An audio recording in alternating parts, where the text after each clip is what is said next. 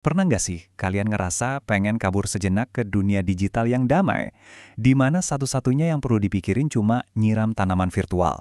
Nah, hari ini kita bakal bahas cerita tentang gimana sebuah ide sederhana yang lahir dari rasa kangen sama kampung halaman ternyata bisa menumbuhkan sebuah genre game yang dicintai di seluruh dunia. Coba deh pikirin, apa ya yang bikin kita betah banget menghabiskan waktu berjam-jam buat nanam lobak digital atau sekedar nyapa tetangga virtual kita? Daya tarik ini ternyata bukan hal baru loh. Dan untuk tahu akarnya, kita harus mundur sedikit ke masa di mana industri game itu kelihatannya, beda banget dari sekarang. Jauh sebelum ada Stardew Valley atau Animal Crossing, ada satu game perintis yang berani banget melawan arus. Di tengah lautan game yang isinya cuma aksi dan ledakan, game ini nawarin sesuatu yang benar-benar beda, ketenangan. Oke, kita masuk bagian pertama, ledakan cozy game. Sekarang ini kita dikelilingin sama game-game santai. Tapi semua ini datangnya dari mana sih?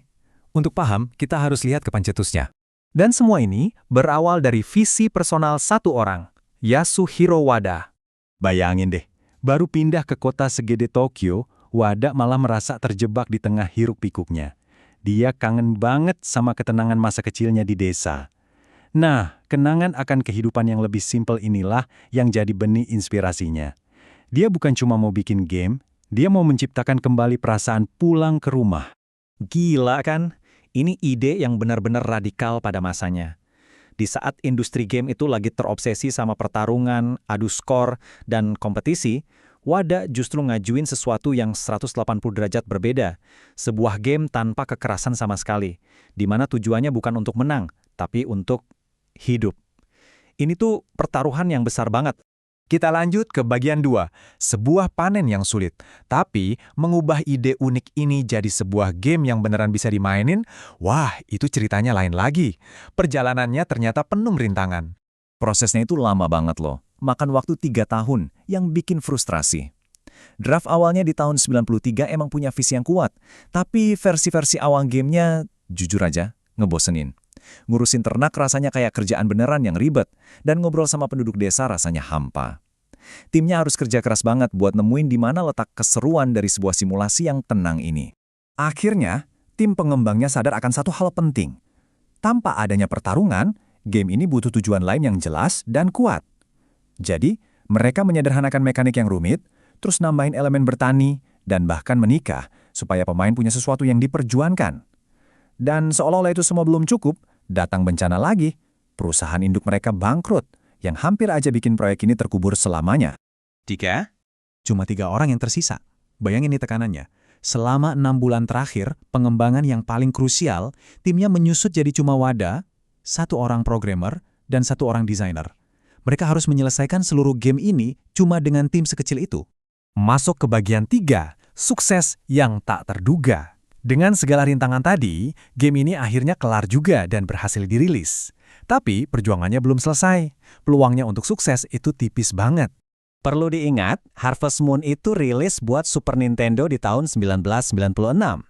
Waktu itu, semua orang lagi heboh sama konsol generasi baru yang canggih kayak PlayStation dan Nintendo 64.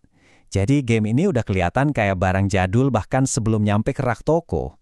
Dan awalnya, kayaknya semua usaha mereka sia-sia. Penjualannya di Jepang cuma mentok di angka 20.000 kopi. Udah, kayaknya game ini bakal dilupain gitu aja. Tapi, ternyata benih yang mereka tanam mulai tumbuh. Para pemain yang iseng-iseng nyoba ternyata langsung jatuh cinta.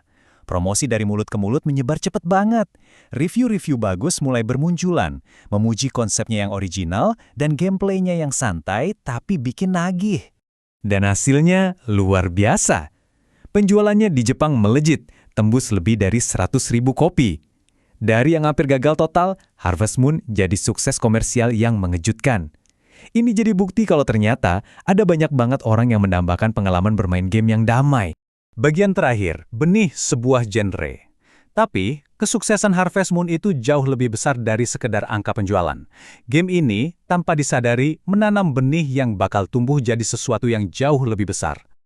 Yap, Harvest Moon bukan cuma sukses, ia melahirkan sebuah genre yang sekarang kita kenal sebagai simulasi kehidupan pertanian, sebuah siklus yang memuaskan dari menanam, merawat, dan membangun hubungan di dunia pedesaan yang menawan. Coba deh kita lihat resepnya. Semua elemen yang kita suka dari cozy games modern, rutinitas harian bertani, ngurusin hewan, bangun hubungan sama komunitas, bahkan sampai menikah dan punya keluarga, semuanya itu berakar dari sini. Harvest Moon lah yang menciptakan cetak biru ini. Seperti yang dibilang sama Engadget, ini adalah salah satu game yang paling berpengaruh secara diam-diam di industri ini. Mungkin suaranya nggak sekencang game-game aksi pada masanya, tapi bisikannya masih bergema sampai hari ini di setiap game simulasi pertanian yang kita mainkan. Nah, ini yang bikin kita mikir. Terus, masa depan cozy game bakal kayak gimana ya? Dari awal yang sederhana dan penuh risiko, genre ini udah jadi fenomena global. Menurut kalian, inovasi apa lagi yang bisa muncul dari ide simple tentang mencari kedamaian di dunia virtual? Masa depan genre ini ada di tangan para kreator dan tentu saja para pemain seperti kita semua.